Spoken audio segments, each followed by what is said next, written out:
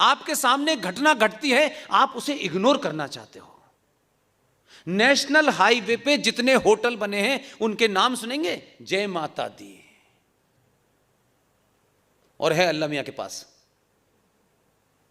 आपको पता ही नहीं है 1971 वॉर में, 65 वॉर में एक आदमी रामपुर में 10th क्लास में पढ़ता था। 65 वॉर में रामपुर कैंटोनमेंट एरिया से जब फौज जा रही थी, उसने लोगों के साथ 20-25 लड़कों के साथ मिलकर सड़क खोद दी थी। उस जमाने आईबी नहीं थी, इंटेलिजेंस ब्यूरो नहीं बना था। जो डिस्ट्रिक्ट मजिस्ट्रेट होता था, वहां के डिस्ट्रिक्ट मजिस्ट्रेट मिस्टर सहाय थे। उस लड़के ने मिलकर, मैं 65 की बात बता रहा हूं, उसने सड़क खोद दी। आर्मी का जो कन्वॉय था वो घंटों रुके रहे। 10वीं क्लास का लड़का था।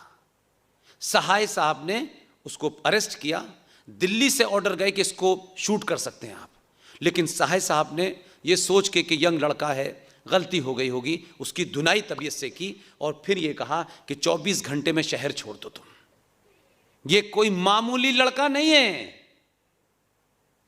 वो आदमी रामपुर से भागा, रातों रात अलीगढ़ आया।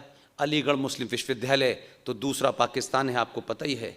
वो वहाँ रहा, वो बड़ा हुआ, वो पढ़ा, वो इस देश की नपुंसक राजनीति का हिस्सा बनते हुए समाजवादी पार्टी में बना, और जिसका नाम है आजम खान।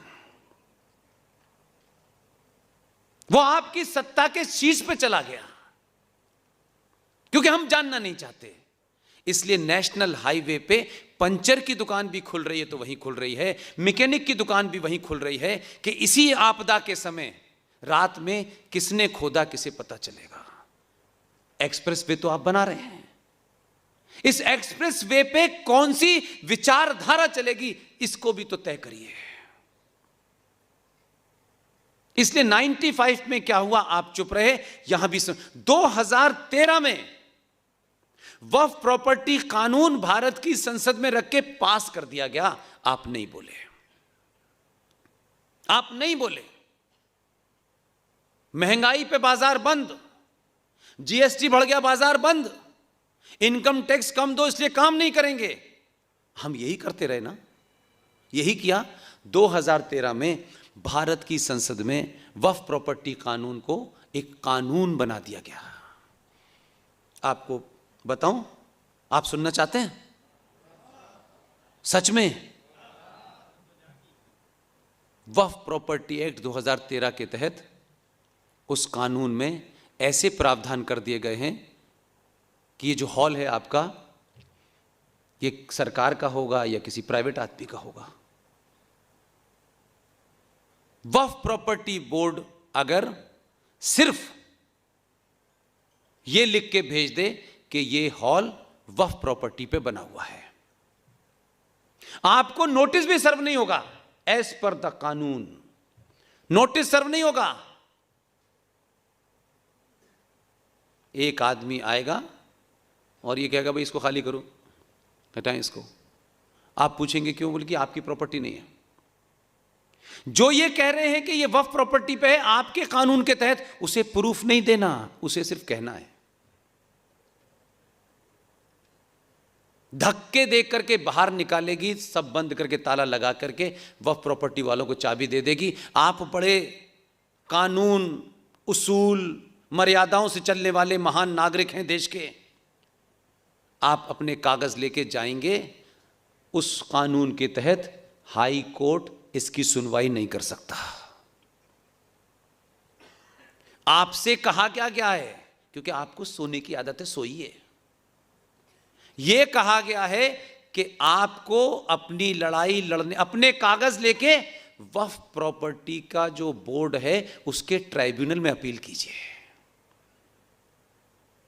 अब आप मुझसे पूछ सकते हैं कि इस बात में क्या सत्यता है। यह मन में आपके आ रहा होगा, आपको लग रहा होगा कि इतनी चौंकाने वाली बातें हैं, हमें कैसे नहीं पता। हम तो रोज टाइम्स ऑफ इंडिया पढ़ते हैं, हम तो रोज 1 घंटे टीवी देखते हैं। यही आपको लगता होगा ये सारी बातें मुझे ही क्यों पता हैं। जाइए घर पे वेरीफाई करिए। कल भी मैंने कहा और आज फिर कह रहा हूं,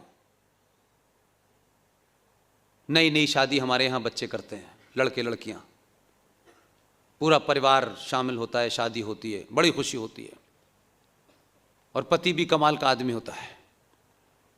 अपनी अच्छी खासी पत्नी को, जिसके साथ अभी जीवन उसने शुरू किया है, सबसे पहले उसे ताजमहल दिखाने ले जाता है। मैं पूछता हूं, कभी 2 बार अपने मन से भी तो पूछा करो कि यार हम ये क्या करने जा रहे हैं, कहां जा रहे हैं, क्या दिखाने ले। ताजमहल क्योंकि हमें पढ़ा दिया गया है, तो हमारे माँ बाप की, हमारे बड़ों की जिम्मेदारी नहीं थी कि ये गलत लिखा है बेटा, ये नहीं है। ताजमहल एक कब्र है किसी की, उसे खूबसूरत बना दिया गया है और कहा गया ये मोहब्बत की निशानी है। उनकी अपनी किताबों में लिखा है ये मोहब्बत की नहीं, ये तकलीफ की निशानी है। और वहां वो बेचारे जाएंगे, फोटो खिंचवाएंगे, और बेचारी लड़की भावुकता में अपने पति से कहती है तुम भी मेरे लिए बनवाओगे, अभी जीवन शुरू किया है, वो बनवाने के चक्कर में लगे। उस ताजमहल को जिसे दुनिया के लोग आते हैं, आप उसे शान से दिखाते हैं, और भारत का राष्ट्रपति हर आने वाले विदेशी मेहमान को ताजमहल देता था कि यह भारत की पहचान है। भारत का राष्ट्रपति विदेशी मेहमानों को भारत की पहचान के रूप में ताजमहल देता था। यह हमारा मानसिक दिवालियापन है। उस ताजमहल को वक्फ प्रॉपर्टी बोर्ड ने अपनी प्रॉपर्टी घोषित कर दिया है, सारे अधिकार सरकार से ले लिए हैं। अब उस ताजमहल का मेंटेनेंस को छोड़ करके सारा पैसा वक्फ बोर्ड के पास जाता है, और भारत सरकार का एक institution archaeological survey of India supreme court से 5 साल से अपील ही कर रहा है, सुप्रीम कोर्ट सुन ही नहीं रही।